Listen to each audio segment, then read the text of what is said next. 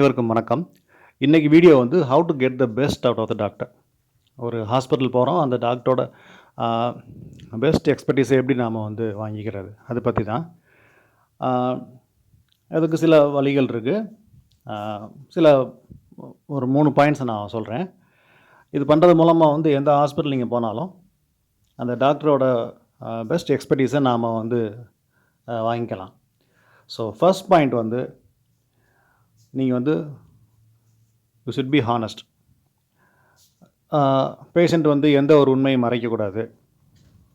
பார்த்தீங்கன்னா என்னோடய கிளினிக்கில் பேஷண்ட்ஸ்க்கு சொல்லுவேன், சிலர் பேஷண்ட்டுக்கு வந்து மொபைல் பார்க்காதீங்க, மொபைல் படுத்துட்டு பார்க்காதீங்க, கண்டிப்பாக மொபைல் பார்த்தே ஆகணும்னா ஒரு ஸ்டாண்ட் வச்சு பார்த்துக்கோங்கன்னு சொல்லியிருப்பேன். பட் என்னோடய கிளினிக்கில் வெயிட்டிங் ரூமில் பார்த்தீங்கன்னா குனிஞ்சு கையை மடியில் மொபைலை வச்சுட்டு அப்படியே பார்த்துட்ருப்பாங்க. அதை வந்து நம்மக்கிட்ட சொல்கிறதும் இல்லை. அப்போ வந்து சரி, ஒரு வேளை வலி குறையலைன்னா நம்ம வேறு என்ன காரணமாக இருக்கும், வேறு எதாவது காரணமாக இருக்குமா, இல்லை எம்ஆர்ஐ ஸ்கேனர் இருக்குமா, எக்ஸ்ரே இருக்குமா, இந்த மாதிரி யோசிக்க ஆரம்பிச்சிடுவேன். சிலருக்கு வந்து சில ஃபுட் ரெஸ்ட்ரிக்ஷன்ஸ் சொல்லியிருப்பேன், சில உணவுகள் சாப்பிடாதீங்க அப்படின்னு. அதை வந்து பேஷண்ட் ஃபாலோ பண்ணலாம். இன்கேஸ் ஃபாலோ பண்ணலான்னு நான் என்கிட்ட சொல்லிடணும்.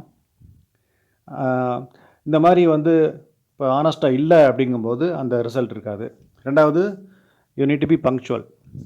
இப்போ ட்ரீட்மெண்ட்டுக்கு வந்து வர பேஷண்ட் வந்து ஒரு சிலர் என்ன பண்ணுவாங்கன்னா, ஒரு பாதி வலி குறைஞ்சிடுச்சு அப்படின்னா சரி ஓகே, பாதி வலி கொஞ்சம் ட்ரீட்மெண்ட் நிப்பாட்டிடுவாங்க.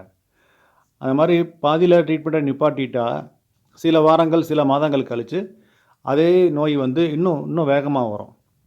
அதனால் வந்து ட்ரீட்மெண்ட் வந்து முழுசாக கம்ப்ளீட் பண்ணணும், அப்படி முடிக்கக்கூடாது. அதே மாதிரி சில பேஷண்ட் வந்து பார்த்திங்கன்னா ட்ரீட்மெண்ட் டைம் வந்து ஒரு 1 o'clock மதியானம் கிளினிக் க்ளோஸ் ஆகுது அப்படின்னா அவங்க கரெக்டாக அந்த ஒரு 12:55 இந்த மாதிரி வருவாங்க. அப்போ வந்து எந்த ஒரு டாக்டருமே வந்து அவ்வளோ எனர்ஜெட்டிக்காக இருக்க மாட்டாங்க. மார்னிங் அந்த ஸ்டார்ட் பண்ண அளவுக்கு எனர்ஜியாக இருக்க மாட்டாங்க. ஸோ கொஞ்சம் இயர்லியாக வரணும். அடுத்த தேர்ட் பாயிண்ட் வந்து ட்ரஸ்ட் த டாக்டர். டாக்டரை முழுசாக நம்பணும், அவங்க சொல்கிறத கேட்கணும். ஏன் சொல்கிறேன்னா, சிலர் வந்து பார்த்திங்கன்னா அவங்களுக்கு என்ன நோய் அப்படின்றத டாக்டர் சொல்கிறத கேட்க மாட்டாங்க. கூகுளில் யூடியூப்பில் சர்ச் பண்ணுவாங்க. அப்போ அந்த நோய் பற்றி அந்த நோய் வந்து ரொம்ப முத்துனா எப்படி இருக்கும் அப்படின்றத பற்றி தான் அதில் வந்து நிறைய போட்டிருப்பாங்க. இண்டிவிஜுவலைஸ்டு டயக்னோசிஸ் அங்கே இருக்காது.